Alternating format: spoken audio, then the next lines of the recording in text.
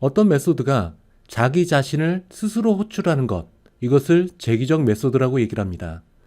재기적 메소드가 사용되는 것은 작은 조각, 어떤 큰 조각에 큰 덩어리에 문제가 있을 경우에는 이 문제를 작은 조각으로 나누어서 그 작은 조각을 해결하는 그런 과정을 거치는 것이 재기적 메소드입니다. 여러분들이 여기서 주목해야 될 것은 기저 사례를 해결해야 된다. 기저 사례까지 반복적으로 들어가야 된다는 것을 먼저 기억해 주시기 바랍니다. 바로 예제로 들어가서 재기적 메소드에 대해서 살펴보도록 하겠습니다. 예제에서는 팩토리얼이라는 메소드가 나오고 있어요. 팩토리얼, n의 팩토리인 경우에는 n 곱하기 n-1의 팩토리얼, 즉 4의 팩토리얼인 경우에는 4 곱하기 3 곱하기 2 곱하기 1, 이거를 4의 팩토리얼의 값이라고 얘기를 합니다. 자, 예제로 돌아가 보겠습니다. 자, 교재에 나와 있는 코드입니다. 이 교재에 있는 코드는 각각의 숫자 0부터 시작을 해서 10까지의 숫자의 팩토리얼을 구하는 겁니다. 결과를 보면 이런 결과가 나오죠. 그래서 2의 팩토리얼은 2, 3의 팩토리얼은 6 이라는 결과가 나왔습니다. 자, 여기 있는 코드, 여기에 팩토리얼, 자, 호출하면 팩토리얼로 가죠. 그 다음에 자기 자신이 또 자기 자신을 또 호출합니다.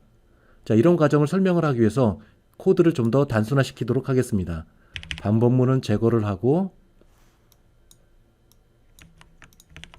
자, 이렇게 제거를 했습니다. 그리고 명령문 하나만 남겨놨어요. 명령문도 여기 있는 카운터는 쓰지 않기 때문에 제거를 했습니다. 그리고 팩토리얼은 4의 팩토리얼을 구하도록 하겠습니다. 4의 팩토리얼. 자, 이렇게 되면 결과가 24가 나오죠. 자, 24는 좀 더 많으니까 3의 팩토리얼로 만들어 보도록 하겠습니다. 3의 팩토리얼은 얼마인가? 자, 6이 나옵니다. 6 값이 나오는 과정들을 살펴보도록 하겠습니다. 자, 이렇게 팩토리 3을 팩토리얼을 호출하면서 값 인자로 전달하게 됩니다. 그러면 이 안에서 또다시 팩토리얼 3이 들어갔는데 3 빼기 1, 2의 팩토리얼, 즉 팩토리얼을 이 값으로 자기 자신을 또 호출하게 됩니다. 자, 이런 과정들을 좀 더 직관적으로 보기 위해서 다음과 같이 제가 만들었습니다. 자, 3의 팩토리얼 앞에 나와 있는 문장이죠. 자, 이렇게 지웠던 이 문장이 이 문장에 해당되는 내용입니다. 자, 팩토리얼 3을 팩토리얼을 호출하면서 3이라는 인자를 전달했습니다. 그러면은 제호권이 팩토리얼로 넘어가서 여기에 있는 값이 3이 될 거예요. 즉 넘버가 3이 될 겁니다. 자, 그러면 이렇게 정리를 할 수 있죠. 3이 전달됐다. 그럼 이 내부로 들어갑니다. 내부로 들어갔더니 팩토리얼 넘버가 여기 있네요. 3이 전달받은 거 3. 팩토리얼 넘버 빼기 1, 3 빼기 1은 2가 되겠죠. 자, 팩토리얼 또 자신을 호출합니다. 자, 여기에 또 2라는 값을 전달하겠죠. 자, 앞에 있는 이 팩토리얼 메소드는 아직 종료되지 않은 상태입니다. 그리고 자기 자신을 호출해서 이 값을 전달했습니다. 그러면 여기에 매개 변수가 2가 되겠죠. 자, 2 내부로 들어갑니다. 넘버가 2보다 작다? 거짓입니다. else로 갑니다. 그럼 넘버는 2. 그리고 넘버 2 빼기 1은 1. 그러면 1 값을 갖고 있습니다. 이 1 값이라는 인자를 갖고 팩토리얼 자신을 또 호출합니다. 자, 이쪽으로 전달하겠죠. 그러면 1이 될 겁니다. 그러면 이 매개 변수는 다시 1이 되는 거죠. 자, 1. 여기서 if 문안으로 들어갑니다. 자, 그렇게 되면은 넘버 1은 1보다 작거나 같다? 참이 됩니다. 이때 리턴을 1을 하게 됩니다. 1값. 리턴을 하게 되는 거죠. 리턴하면은 여기에 해당되는 값, 제어권이 넘으면서 리턴되기 때문에 리턴된 값인 1이 전달받습니다. 그리고 이 메소드는 메소드 호출 스택에서 사라지게 되는 거죠. 자, 이쪽으로 왔습니다. 자, 여기서 다시 리턴을 하게 되네요. 2 곱하기 1은 2. 이 값을 리턴합니다. 호출자는 얘가 되겠죠. 자, 그러면은 2 곱하기 1 리턴하게 됩니다. 그러면 호출자로 와서 이 부분은 이 값이 됩니다. 그리고 메소드 호출 스택에서는 사라지게 되겠죠. 자, 여기 와서 다시 3 곱하기 2 6이 되겠죠. 6의 값을 리턴하게 됩니다. 그러면은 원래 호출된 이 지점으로 가서 값은 6이 될 거예요. 그리고 팩토리얼 메소드는 메소드 호출 스택에서 사라지게 됩니다. 따라서 화면에는 6의 값이 나타나게 되는 거죠. 자, 이 부분들을 좀 더 보게 되면은 5부터 시작하는 팩토리얼입니다. 그러면 5 곱하기 4의 팩토리얼. 자, 여기 나와 있는 거냐? 5 곱하기 4의 팩토리얼. 얘를 또 호출합니다. 다시 팩토리얼로 와서 4 값이 전달되면 4가 들어가서 넘버는 4. 여기. 그 다음에 넘버 4 빼기 1은 3. 또 3이라는 인자를 갖고 팩토리얼을 또 호출하네요. 자, 넘어왔습니다. 3의 값을 갖고 왔어요. 자, 다시 들어가서 else 쪽으로 가서 넘버는 3이 됩니다. 그리고 팩토리얼 또 다시 부릅니다. 3 빼기 1은 2. 2의 팩토리얼. 즉 2라는 인자를 갖고 팩토리얼 자기 자신을 또 호출합니다. 자, 이렇게 다시 이 값이 전달받았습니다. 팩토리얼에. 그러면 다시 들어가서 else로 가서 2 넘버 2. 그리고 2 빼기 1은 1. 팩토리얼 1을 갖고 또 자신을 호출합니다. 자, 다시 왔어요. 다시 왔더니 넘버 1은 1보다 작거나 같다? 참입니다. 리턴을 1을 합니다. 자, 마지막까지 1이 되는 순간, 넘버가 1이 되는 순간, 이때부터는 다시 리턴 관계가 형성이 됩니다. 자, 리턴 되어서 다시 들어가서 2의 값을 갖고 또 리턴. 그리고 2 곱하기 3, 3 곱하기 2. 이 값을 리턴하게 됩니다. 이 호출된 호출자 지점으로 가서. 그러면 6 곱하기 4, 24입니다. 그럼 이 자리로 갑니다. 이 자리로 가서 5 곱하기 4. 이것을 곱해 갖고 최종적으로 120이라는 값을 리턴하게 되는 거죠. 자, 이 그림에서 보는 바와 같이 5라는 팩토리얼 값을 계산하기 위해서 팩토리얼이라는 메소드를 호출해서 들어갔더니 5 곱하기 요거는 오른쪽에 남겨놓고 그리고 4의 팩토리얼을 또 호출합니다. 들어가서 4에 해당되는 넘버를 그냥 두고 3의 팩토리얼을 또 부르고 3을 두고 2의 팩토리얼을 부르고 2를 두고 1의 팩토리얼을 구해서 마지막 이 부분이 베이스입니다. 앞부분에서 얘기를 했던 기저사례. 마지막 부분에 해당되는 부분이 기저사례에 해당됩니다. 이때부터는 리턴이 계속 반복적으로 이루어집니다. 리턴되고 2 곱하기 1, 또 2 곱하기 1에 대한 결과가 리턴되고 리턴돼서 최종적으로 결과가 나오는 겁니다.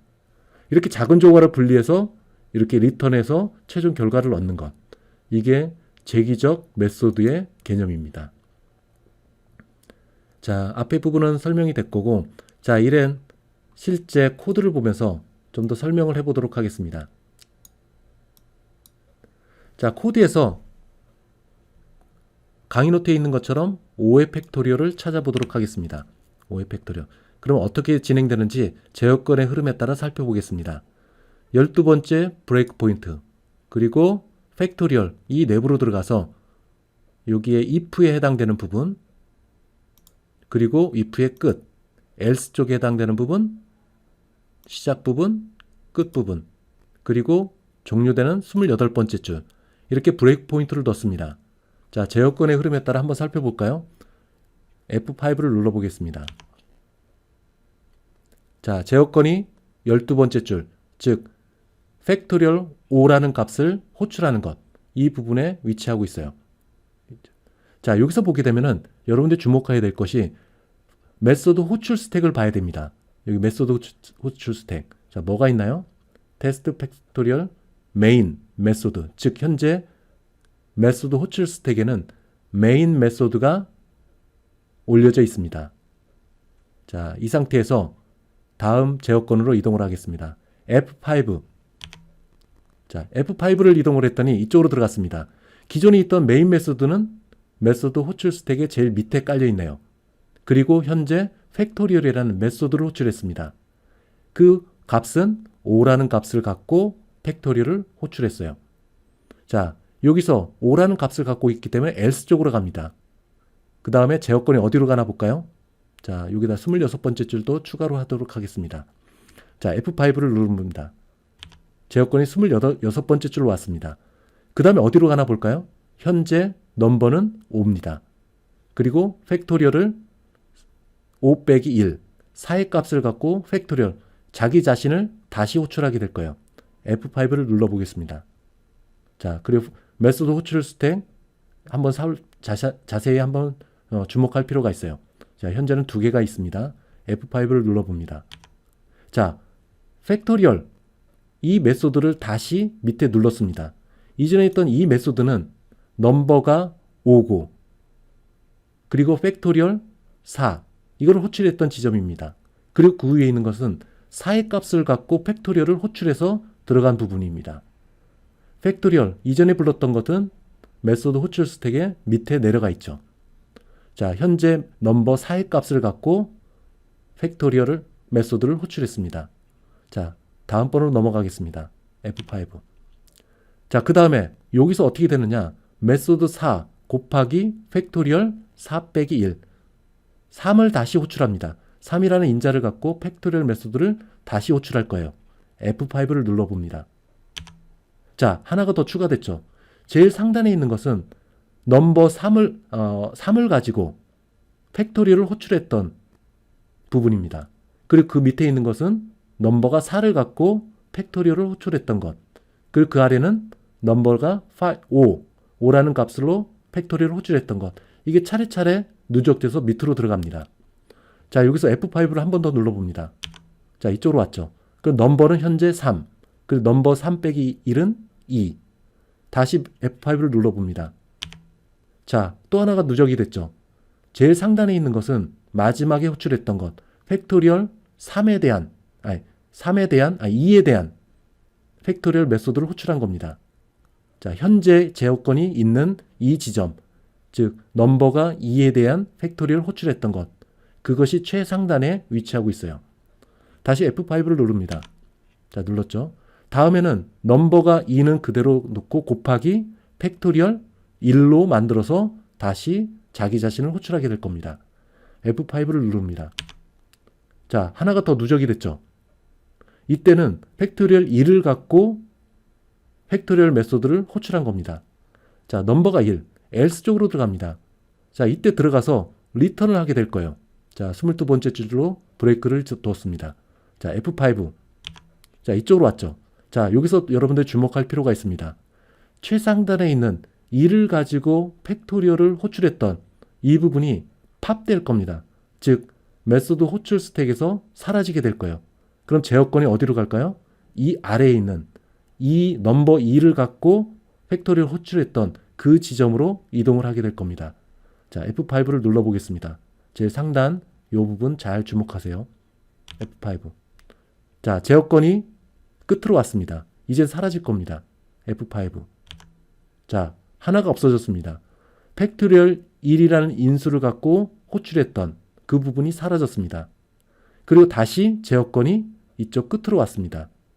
다시 F5, F5 하면서 각각의 호출됐던 것들이 아까 우리가 그림에서 봤던 것처럼 이렇게 사라지게 될 겁니다. 자, 이렇게 가까이 것들이 사라지게 될 거예요. 자, 이 그림은 좀 보기 안 좋네요.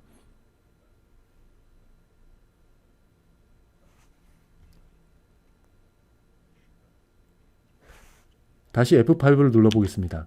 다시 끝으로 왔죠? 그 다음에 최종적으로 5가 들어가 있던 이 메소드가 사라지고 제어권이 다시 메인 메소드로 이동을 하게 될 겁니다. F5를 눌러보겠습니다. 자, 이렇게 해서 최종적으로 결과가 나오게 됩니다. 자, 이런 흐름에 따라서 여러분들이 제어권의 흐름에 따라 재기적 메소드가 어떤 방식으로 호출되는지 살펴볼 필요가 있어요. 자, 설명했던 내용들입니다. 자, 재기적 메소드를 호출할 때 가장 중요한 것이 어느 시점에 리턴되느냐, 이런 것들을 잘 판단해야 됩니다.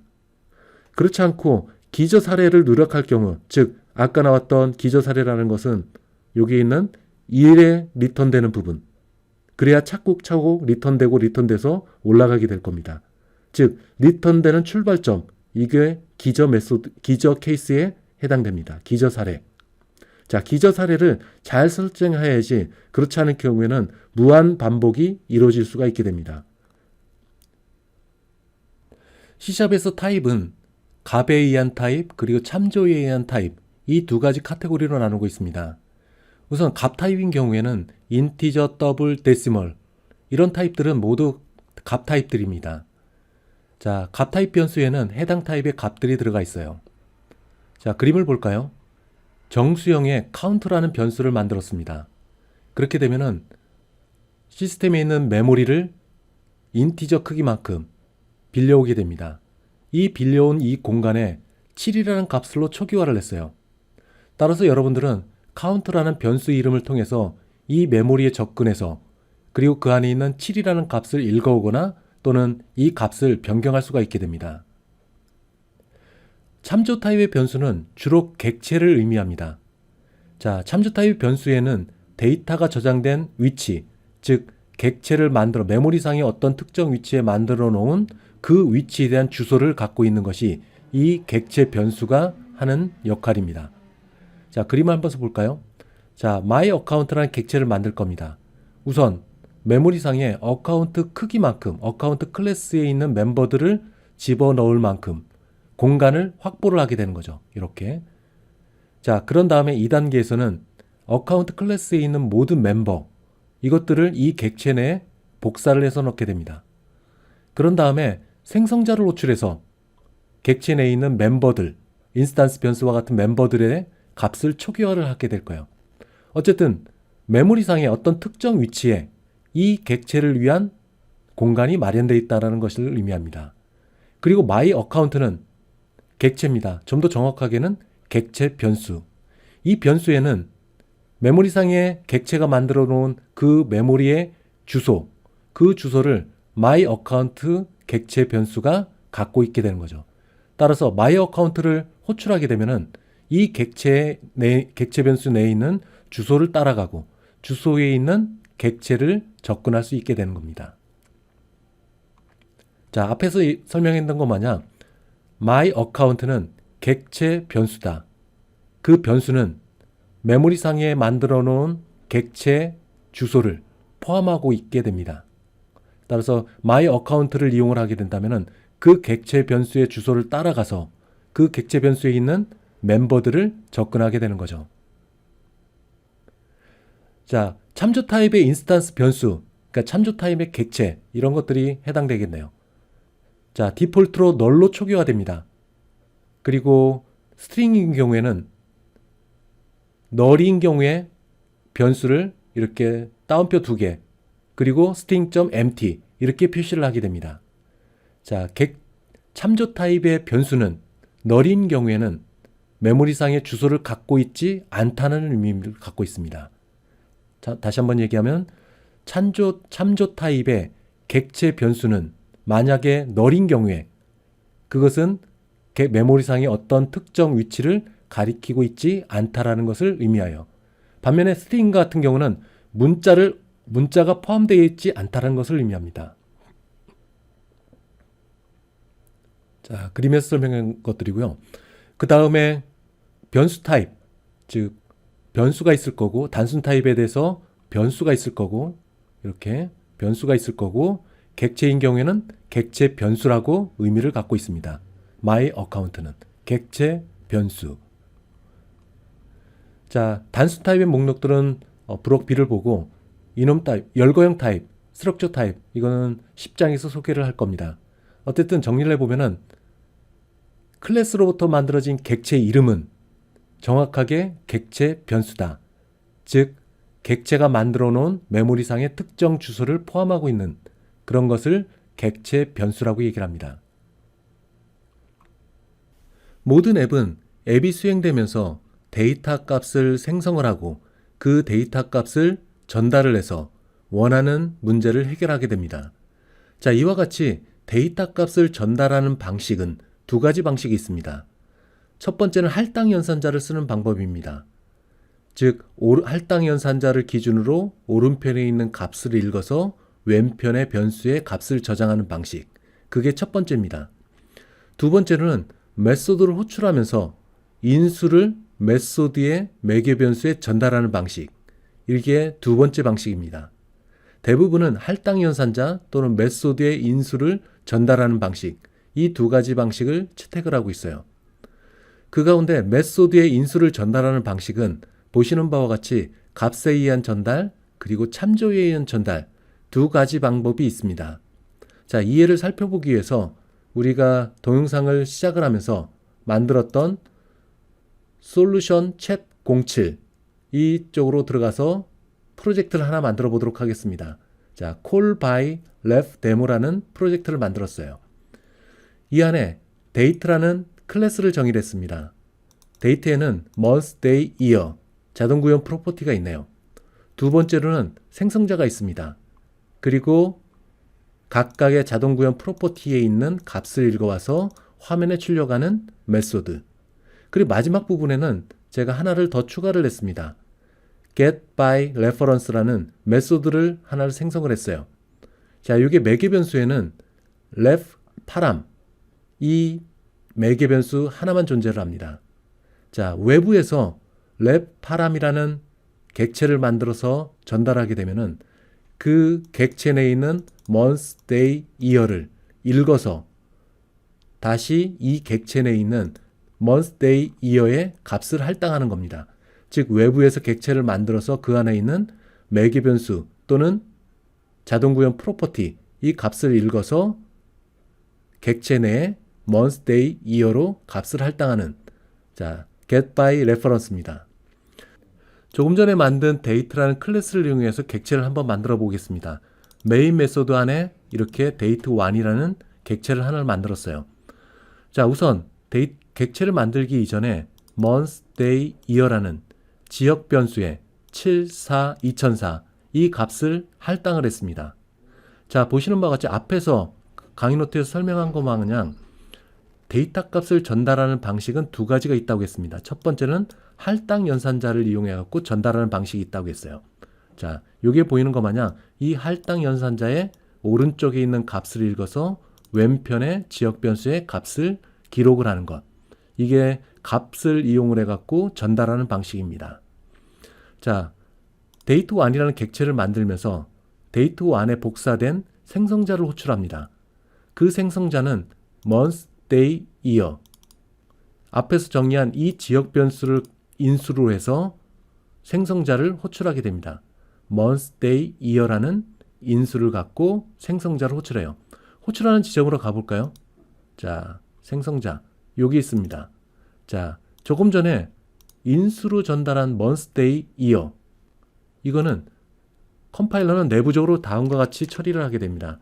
요게 month 그리고 그 다음에 day 그 다음에 year 다음과 같이 컴파일러는 할당 연산자를 써서 외부에서 전달해준 인수를 매개 변수와 매칭을 시킵니다. 매칭이라는 의미는 할당 연산자를 쓰는 거예요. 그래서 인수로 전달한 이 값을 읽어서 month value, 외부에서 인수로 전달한 date의 값을 읽어서 date value라는 매개 변수의 값을 할당하게 되는 거죠. 그 다음에 외부에서 보내준 인수, year에 있는 값을 읽어서 year value라는 매개 변수의 값을 할당하게 됩니다. 여기서 주목해야 될 것은 외부에서 전달한 month, day, year 이거는 그대로 두고 그 값을 읽어서 내부적으로 month value 그리고 day value, year value라는 매개 변수, 즉 지역 변수를 생성자가 만들게 되는 거죠. 자, 이것이 값에 의한 전달입니다. 즉 외부에서 지정된 이 지역 변수의 값은 그대로 유지를 하면서 그 값을 매개 변수로 값을 복사해 놓는 것.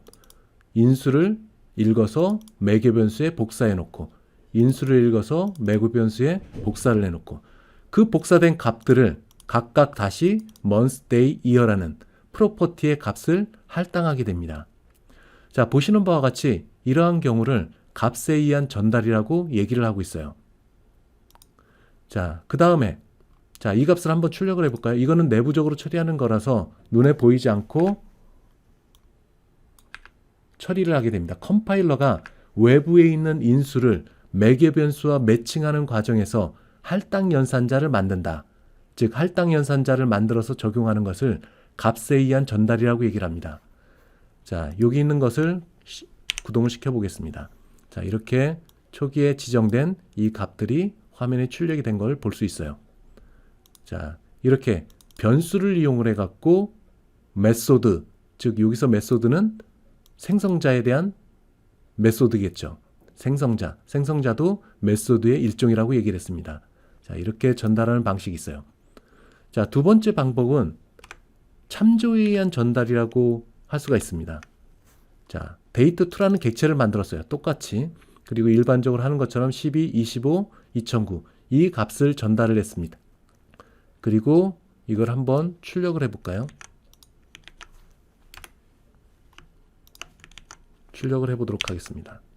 자, 다음에 12, 25, 2009 보시는 바와 같이 데이트2를 만들면서 인수로 12, 25, 2009 이걸 전달한 것을 화면에 디스플레이 시켰습니다. 자, 이것도 값에 의한 전달입니다. 위에 있는 변수를 이용하는 것 마냥 여기 있는 상수값을 이용을 해서 이 생성자를 호출했어요. 자, 생성자 호출하면서 아까와 마찬가지로 12, 25 그리고 2009년 자, 이런 값으로 전달을 하게 된 겁니다. 자, 동일한 방법들이니까 값에 의한 전달이다. 기억해 주시고 자, 이제는 참조에 의한 전달을 한번 만들어 보도록 하겠습니다. 자, 보시는 바와 같이 get by reference라고 지정을 하게 됩니다. get by reference 그리고 date2 앞에서 만든 date 타입의 date2라는 객체를 get by reference 메소드로 호출하면서 전달하게 될 거예요. 그럼 date2는 보시는 바와 같이 get by reference 이쪽 오른편에 위치합니다. 자, 이렇게 할당 연산자를 써서 매개 변수와 인수를 연결을 시켜주게 돼요. 자, 여기서 주목해야 될 것은 이 객체는 앞부분 강의 노트에서 얘기를 한 것 마냥 객체가 만들어지고 그 객체에 대한 주소, 이 객체를 만든 위치, 주소를 저장하는 것이 객체 변수의 이름의 역할입니다. 즉, 객체 변수는 메모리 어딘가에 만들어 놓은 이 객체 메모리 공간에 주소를 가져온 것이 객체 변수 이름, 여기서는 date2가 되겠죠. 이 주소값을 전달하는 겁니다.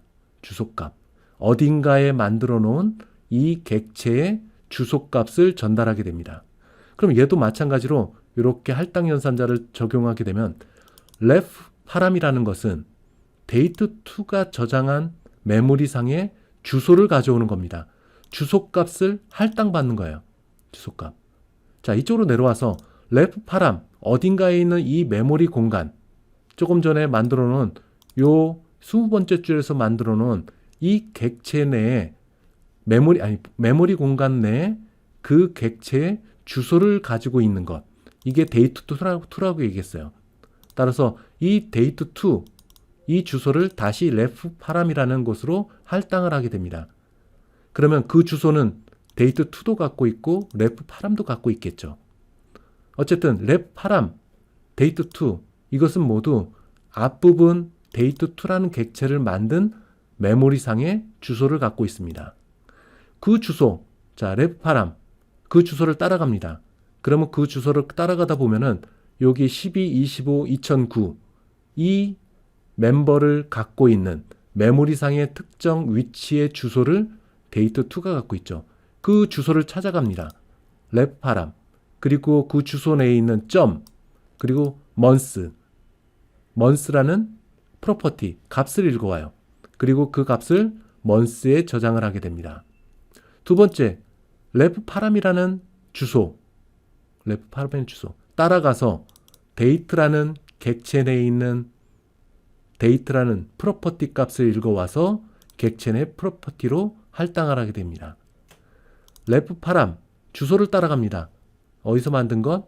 date2를 만들었던 메모리 공간. 그것을 따라가서 이역값을 읽어옵니다.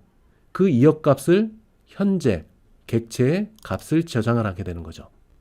자, 이와 같이 인수, 메소드를 호출하면서 값을 전달하는 방식은 변수를 써서 전달하는 값에 의한 전달.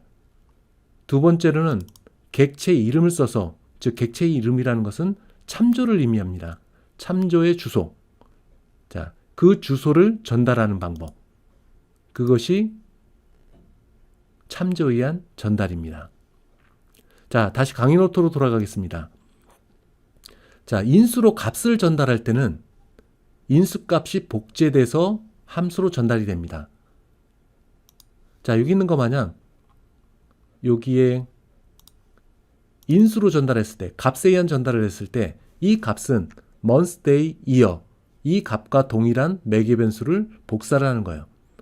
즉 복사를 한다는 의미는 값을 할당한다는 의미를 갖고 있어요. 다시 한번 얘기하지만 여기에 month 그 다음에 day 그 다음에 year. 자, month, day, year 이 값은 그대로 있으면서 이 값을 읽어서 또 다른 지역 변수인 매개 변수 month value의 값을 할당한다고 했어요. 두 가지가 존재합니다. 즉 밖에서 7이라는 값을 갖고 있는 게 month, 그리고 그 값을 다시 month value의 값을 할당한 것. 즉 7이라는 것은 month와 month value 두 개 모두 7이라는 값을 갖고 있죠. 그리고 생성자가 종료되면 이 month value, 7을 갖고 있던 이 month value는 사라지게 됩니다. 그리고 제어권이 다시 이쪽으로 넘어가면 month 7이라는 값은 그대로 유지가 되는 거죠. 복사가 돼서 넘어가는 겁니다. 즉 여기 있는 값을 복사해서 이쪽으로 전달하는 것. 그 반면에 참조에 의한 전달은 데이트2가 갖고 있는 메모리상의 특정 주소를 전달하게 됩니다. 주소, 즉 객체를 전달하는 것이 아니라 이 객체의 주소를 전달하는 겁니다. 주소. 그래서 보시는 바와 같이 주소값이 두 개를 갖고 있죠. 여기서는 값을 갖고 있는 놈이 두 개고 얘는 주소값을 갖고 있는 게 두 개입니다. 그리고 그 주소를 따라가서 그 month에 있는 값을 할당을 하고 완료를 하게 되면 이 refparam이라는 주소값은 getByReference 함수 메소드가 종료되면서 사라지겠죠. 자, 이와 같이 인수에 의한 전달은 값을 복사를 하는 거고 참조에 의한 전달은 객체는 전달하지 않고 주소값만 전달한다. 즉 복사본을 객체에 대한 복사본을 만드는 게 아니에요.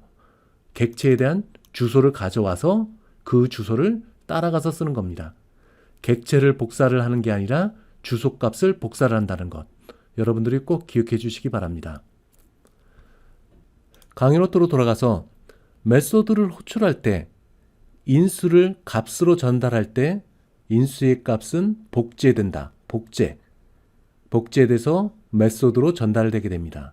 즉 여기 보이는 것 마냥 여기에 있는 인수 month, day, year 이와 같은 값을 들고 있는 이 지역 변수를 인수로 전달할 경우에는 이 인수를 month, day, year 이거를 바로 여기에 month, day, year로 할당하는 것이 아니라 얘를 month, 이 외부에서 가져온 인수를 month value 또는 day value 또는 year value 이와 같은 매개 변수의 값을 복사를 해놓게 됩니다. 복제되는 거죠. 즉 7이라는 값이 있던 놈을 똑같은 놈을 만들게 되는 겁니다. 복사해서 사용하게 된다. 이것을 값에 의한 전달이라고 얘기를 합니다. 자, 인수를 참조로 전달할 때, 즉 객체 이름으로 전달할 때 객체의 이름은 뭐라고 했죠? 그 객체가 저장된 메모리상의 특정 주소를 얘기를 한다고 했어요. 그래서 참조로 전달할 때, 즉 객체로 전달할 때 호출자는 원래 변수에 액세스하고 수정할 수 있는 권한을 제공한다. 즉 여기에서 date2라는 객체를 만들었습니다. 그리고 이 객체 주소, date2라는 객체 주소는 메모리상의 특정, 즉 12, 25, 2009가 저장된 메모리상의 특정 위치에 대한 주소를 갖고 있어요. 그 주소를 getByReference로 호출하면서 전달하게 됩니다. 그럼 이쪽에 와서 여기에 있는 주소값을 refparam이라는 매개 변수가 갖게 됩니다. 이 주소를 갖게 됨으로 인해서 date2가 가리키고 있는 메모리상의 특정 위치의 주소를 접근할 수 있는 권한을 refparam에게 전달해 주는 거죠. 그래서 그 주소를 따라가서 먼스에 있는 값을 읽어와서 이 왼편에 있는 먼스의 값을 할당하게 됩니다. 여기도 마찬가지로 레프 파람이라는 주소를 따라가서 그 주소에 있는 멤버들을 억세스 해서 데이트라는 값을 읽어오게 됩니다. 그 값을 데이트라는 곳에 값을 기록을 하게 되는 거죠.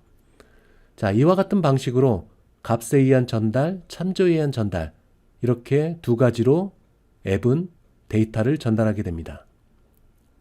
메소드를 호출할 때 인수를 객체를 통해서 전달할 경우에는 메소드가 그 객체를 참조하는, 즉 메모리상의 특정 주소를 접근할 수 있는 변수를 인수처럼 제공하게 됩니다.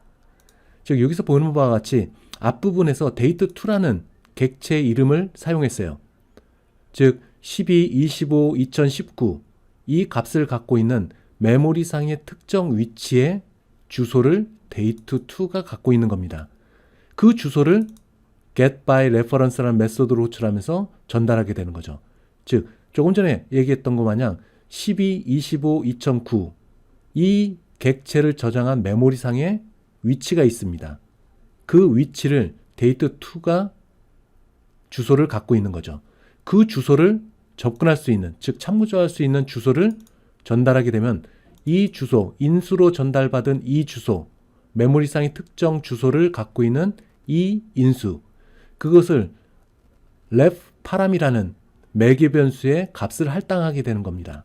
그래서 그 주소를 통해 갖고 그 주소로 접근해서, 즉 참조해서 그 주소 내에 있는 month, day, year 이 값을 읽어오게 됩니다. 자, 값 타입 변수를 메소드로 전달하면 그 값은 복사본이 저장된다. 조금 전에 얘기했던 것 마냥 객체를 복사해 오는 것이 아니라 객체에 있는 주소를 복사해 오는 겁니다. 객체를 인수로 전달했을 경우에는 그 객체가 전달되는 것이 아니라 그 객체의 주소를 ref 파람이 가져오는 거죠. 그래서 date2가 가리키고 있는 그 주소에 접근할 수 있는 권한을 ref 파람이라는 매개 변수가 갖게 되는 겁니다. 반면에 값 타입인 경우에는 month, 여기에 7이라는 값이 전달됐죠. 그 7이라는 값을 month value라는 이 값을 통해 갖고 복사가 되는 겁니다. month에 있는 7이라는 값을 읽어서 month value의 값을 할당하는 것. 이게 값에 의한 전달입니다. 그래서 값에 의한 전달일 경우에는 그 값이 복사본이 저장된다. 여기서 복사물이라는 것은 매개 변수를 의미합니다. 원래 지역 변수인 month의 값을 읽어와서 매개 변수인 month value에 복사를 하는 것. 따라서 month value는 복사본이 되는 거죠. month의 복사본, month의 데이터를 복사해오는 값. 이게 매개 변수입니다.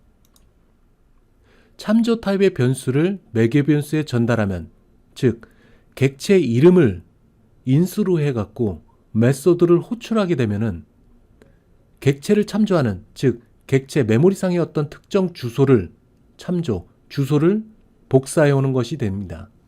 즉 여기서 보게 되면은 getByReference라는 메소드를 호출하면서 date2, 즉 이 객체는 메모리상의 12, 25, 2019 이 값으로 메모리상의 어떤 특정 지역에 위치하게 됩니다.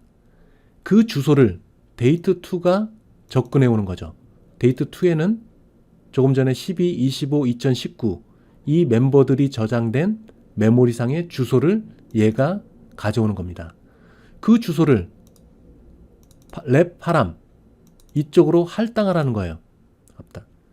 객체를 복사해 오는 것이 아니라 지역 변수처럼 지역 변수의 내용물들을 month value에 그대로 복사해 오는 것이 아니라 date2가 가리키고 있는 객체의 주소를 ref 파람이 가져오는 겁니다. 그래서 그 안에 있는 멤버들을 읽어올 수가 있게 되는 거죠. 접근할 수 있게 되는 거죠. 자, 그래서 참조는 그 주소를 복사해 오는 것. 이렇게 여러분들이 기억하시면 됩니다. 객체를 복사해 오는 것이 아니라 객체의 주소를 복사해 오는 것.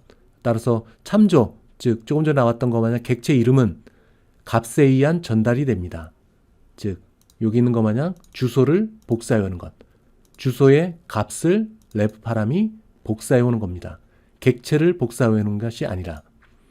따라서 메소드는 메소드가 전달받은 참조, 이 주소를 이용을 해갖고 메모리에 있는 원래의 객체, 즉 여기에 있는 것 마냥 12, 25, 2019 이 멤버들이 저장되어 있는 특정 주소의 값을 수정할 수 있게 되는 겁니다. 리턴 명령문도 마찬가지입니다. 값 타입 변수 그리고 참조 타입 변수 이런 것들이 어떻게 되는지 리턴 명령문에 관계돼서는 오프라인 수업 시간에 다시 한번 설명을 하도록 하겠습니다.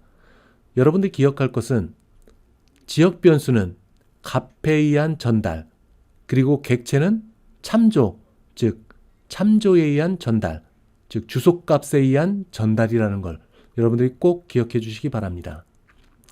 값에 의한 전달에서 만약에 그 값이 굉장히 큰 크기를 갖고 있다. 이럴 경우에는 복사하는 과정 속에서 실행 시간과 상당의 많은 메모리 공간을 소요하는 그런 단점이 있습니다. 앞에서 예와 같이 만약에 현재는 정수형 타입이지만 만약에 이 정수형 또는 더블 또는 데시멀 타입이 용량이 1기가 정도 된다.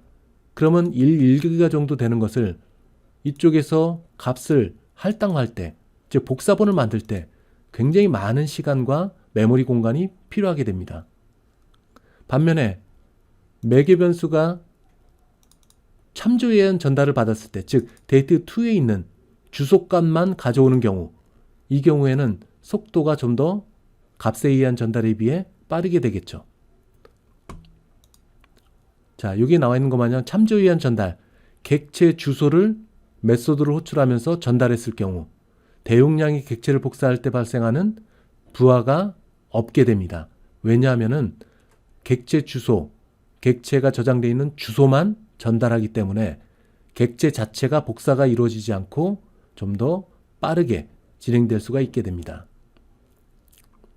그러나 참조에 의한 전달일 경우에는 외부에서 만든 그 객체, 그 멤버들, 이 멤버들의 접근할 수 있는 권한을 주소를 통해서 전달을 하기 때문에 데이터를 손상시킬 수 있습니다.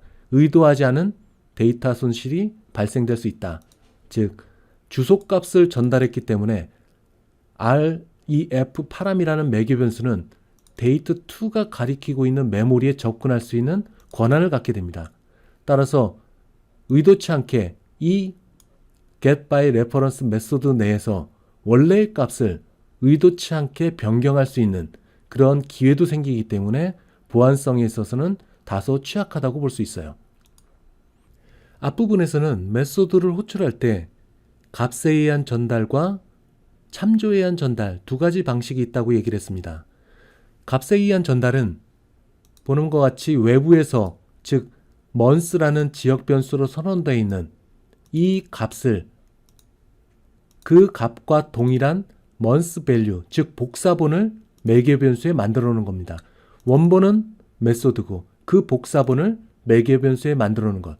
이것을 값에 의한 전달이라고 얘기를 했습니다.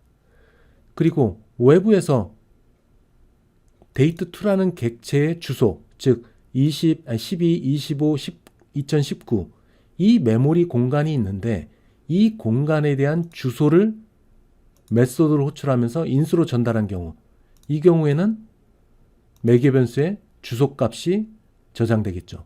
그 주소값을 통해서 매개 변수 원본, 외부에 정의된 이들에 대한 원본을 접근할 수 있게 됩니다. 자, 매개 변수 선언에 REF 키워드를 적용하면 지역 변수, 이것을 참조를 통해서 메소드에 전달할 수 있게 됩니다. 즉, 원본의 주소를 메소드에 전달하게 되는 거죠. 자, 이와 관계되는 또 다른 형태의 out이라는 키워드가 있습니다. 자, 이것들을 예제를 통해서 한번 살펴봅시다. 메인 메소드에는 두 개의 지역 변수가 선언되어 있습니다. 첫 번째 지역 변수인 y는 5라는 값이 들어가 있어요. z는 아직 초기화되지 않은 상태입니다. 여기서 square ref라는 메소드를 호출하면서 인수를 y로 전달했어요. 그런데 그 앞에 ref라는 키워드가 들어가 있습니다. 이 말은 y는 값에 의한 전달이 아니라 참조에 의한 전달을 하겠다라는 의미를 갖고 있어요. 즉 y가 갖고 있는, 즉 메모리상의 특정 위치에 5라는 값이 들어가 있는 주소를 전달하겠다는 의미를 갖고 있습니다. 자, 전달받는 쪽으로 한번 가볼까요? x라는 매개 변수에 ref라는 키워드가 있습니다. 따라서 이 x라는 매개 변수는 정수형의 주소를 받는 부분입니다. 즉 여기에 y의 주소, 5가 들어가 있는 y의 메모리 주소를 가져오게 되는 거죠. 자, 원본인 y, 그에 대한 주소를 가져오는 겁니다. 가져와서 x의 주소를 따라갑니다. 그 x의 주소를 따라가 보니까 5라는 값이 들어가 있는 메모리의 주소가 될 거예요. 자, 5를 읽어옵니다. 그리고 x, 또 x의 주소를 따라가 보니까 그 메모리 공간에 5가 있었습니다. 5 곱하기 5, 25입니다. 그 25를 x라는 주소의 메모리 공간에 값을 할당하게 되는 겁니다. 즉 원본의 주소, 여기서 원본은 y가 되겠죠. 원본에 있는 주소를 가져와서 그 주소에 있는 값을 읽어오고 그 주소의 값을 할당하는 역할. 이게 ref라는 키워드가 하는 역할입니다. 즉 ref가 붙음으로 인해서 y의 주소가 전달이 되는 겁니다. 만약에 ref 키워드가 없으면 값에 의한 전달이 되겠죠. 다음에 나오는 y는 ref와 상당히 동일합니다. 다만 out이라고 키워드가 들어간 경우에는 이 z가 초기화되지 않은 대상을 가지고 인수로 보내는 거예요.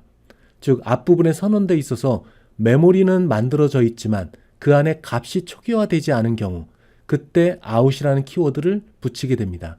물론 스퀘어 out에서도 매개 변수가 보시는 바와 같이 out이라는 키워드가 붙어 있습니다. 즉 x는 원본의 메모리 공간에 주소를 가져오는 거다. 다만 out이라고 표시되어 있는 걸 봐서는 이 주소 내에 초기화가 되어 있지 않은 상태로 알 수가 있습니다. 따라서 스퀘어 out이라는 메소드 바디 내에서 이 주소에 있는 메모리를 6으로 초기화를 하겠다는 뜻을 갖고 있어요. 여기서 x는 z에 대한 주소가 되겠죠. z에 대한 주소. 그 주소에 6으로 초기화를 하겠다. 자, 초기화된 6을 읽어오고 x의 초기화된 6을 읽어옵니다. 그 결과를 x의 주소, 즉 z의 주소에 위치한 메모리 공간에 36을 값을 할당하게 되는 겁니다. 즉 스퀘어 out이든 스퀘어 ref든 외부에 있는 이 y와 z에 대해서 원본을 주소, 원본의 주소를 접근하게끔 하기 위해서 쓰는 것이 ref라는 키워드와 out이라는 키워드가 하는 역할입니다. 즉 원본을 메소드로 호출하면서 전달하는 것.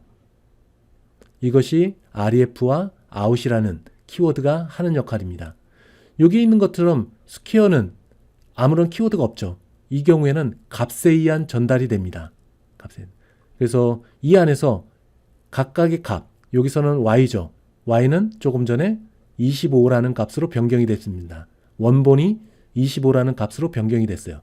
z는 조금 전에 36이라는 값으로 변경이 됐습니다. 그 값으로 전달하는 것, 27번째 줄과 28번째 줄에서 하는 겁니다. 자, 스퀘어 25 또는 36 전달받아갖고 곱하기를 합니다. 그렇지만 이 매개 변수는 값에 의한 전달이기 때문에 이 매개 변수는 메모리가 사라지는 55번째 줄에서 없어지게 되는 거죠. 즉 이 결과가 반영이 안 됩니다. 그래서 이 결과 36 또는 25를 서로 곱한 제곱이 결과를 한번 볼까요? y와 z, 기존에 있던 25와 36 그대로 가져갑니다. 즉 왜냐하면 원본은 그냥 두고 복사본을 이 안에서 곱했기 때문에 그렇습니다. 앞부분은 원본에 있는 값이 변경된 것, 25와 36이 변경된 것, 이것은 주소에 의한 전달이 됐기 때문에 원본에 있는 값이 변경이 된 것을 여러분들이 볼 수가 있어요. 자, 정리를 해보게 되면 값에 의한 전달은 이 내부에서 복사본, 즉 매개 변수의 복사본을 만들고 이 매개 변수를 가지고 값을 변경했기 때문에 원본은 변하지 않는다. 그러나 주소에 의한 전달, REF든 아웃이든 원본에 의한 전달, 즉 주소에 의한 전달인 경우에는 원본의 값이 변경이 될 수 있다. 이 부분들을 여러분들이 꼭 기억해 주시기 바랍니다. 자, REF, out, 키워드. 이것은 원본의 값을 조작을 할 수 있습니다. 접근해서 값을 읽어오고 값을 수정할 수 있게 됩니다. 자, 매개 변수와 메소드의 변수, 여기에 REF 또는 out이라는 것을 반드시 명기를 해야지만 이것은 매개 변수에 의한 전달이다라는 것을 컴파일러는 알 수 있게 됩니다. 자, 초기화되지 않은 경우 REF라는 키워드를 쓰게 되면 컴파일 오류가 생깁니다. 즉, 앞에서 얘기한 것 중에 여기에 Z가 있죠. Z는 초기화되지 않았습니다. 그런데 out 대신에 REF로 참조에 의한 전달을 할 경우에는 컴파일 오류가 생깁니다. 따라서 이 매개 변수, 인수, 이것이 초기화되지 않았다. Z와 같이 이럴 경우에는 REF를 쓰지 않고 out을 써서 이 스퀘어 out이라는 이 메소드 내에서 초기화를 해주게끔 하는 것. 이게 out이라는 키워드가 하는 역할입니다. 주소로 전달됐지만 이 주소에 있는 메모리 공간에 값을 초기화할 경우 이때는 out이라는 키워드를 반드시 써야 됩니다. 그렇지 않은 경우에는 컴파일 오류가 발생이 됩니다. 자, 메소드의 리턴 명령문도 REF와 out의 매개 변수를 사용할 수가 있습니다. 이것은 오프라인 수업 시간에 좀 더 자세히 설명하도록 하겠습니다. C샵에서는 메소드를 호출할 때 인수를 값에 의한 전달, 즉 원본은 놔두고 매개 변수의 복사본을 만들어 놓는 것, 값에 의한 전달, 그리고 객체를 만들어 놓고 그 객체의 원본에 접근할 수 있는 주소를 전달하는 참조에 의한 전달, 이 두 가지 방법을 제공하고 있습니다. 프로그래머가 이 둘의 방법 중에 어떤 건 하나를 임의로 선택할 수는 없어요. 기본적으로 값에 의한 전달, 참조에 의한 전달, 이것은 C샵에서 기본적으로 제공하고 있는 것들입니다. 메소드가 객체에 대한 참조를 받게 되면은 이 메소드는 이 객체에 직접 조작할 수 있습니다. 즉 원본을 접근할 수 있고 그 값을 읽어올 거나 아니면 수정할 수 있습니다. 그렇지만 이 참조 값을, 즉 그 주소 값을 새롭게 변경할 수는 없게 됩니다. 주소는 변경할 수 없다. 매개 변수가 받은 그 객체의 주소를 매개 변수가 바꿀 수가 없게 됩니다. 이 예제는 오프라인 수업 시간에 다시 한번 설명하도록 하겠습니다. 메소드 호출에 있어서 REF와 out 인자, 이것은 서로 간에 일치시켜야 합니다. 자, 여기 앞에서 나온 것처럼 REF를 선언했다. 그러면 이 REF를 선언한 이 스퀘어 REF는 반드시 REF로 선언되어야 됩니다. out이라고 바꾸게 되면 컴파일 오류가 생기는 거죠. 마찬가지로 스퀘어 out도 out이라고 선언되어 있으면은 반드시 out이라고 매개 변수 쪽에서도 같이 받아야 됩니다. 이 부분을 일반적인 프로그램 오류, 여기에 나오는 내용입니다. 서로 일치해야 된다는 것. 마지막으로 단축키에 대한 내용입니다. 이렇게 보시는 바와 같이 괄호 또는 중괄호 그리고 꺽쇠괄호, 이거에 대한 짝찾기를 수행하는 겁니다. 자, 여기에 프롬프트가 있고 그 다음에 컨트롤 꺽쇠를 하게 되면은 이 열린 중괄호와 연결되는 닫힌 중괄호 34번째 줄에 있네요. 이것을 서로 맞춰주는 역할을 하게 됩니다. 물론 괄호도 마찬가지예요. 이 괄호하고 맞는 닫히는 괄호는 어디 있나요? 컨트롤 꺽쇠 하면은 닫히는 괄호에 해당되는 위치로 프롬프트가 이동을 하게 됩니다. 물론 단축키 외에 이렇게 블럭을 설정을 하게 되면 이 블럭에 해당되는 닫히는 괄호 여기 나타나죠. 그리고 요 중괄호에 닫히는 괄호 34번째 함께 블럭이 만들어집니다. 자, 단축키를 쓰던 아니면 이렇게 괄호를 쓰던 이렇게 블럭을 설정하든 어느 방법을 쓰던 상관이 없습니다. 어쨌든 서로 괄호들 사이에는 열린 부분이 있으면 반드시 닫아주는 그 영역을 여러분들이 유심히 살펴봐야 됩니다. 이상 7장 강의를 마치도록 하겠습니다.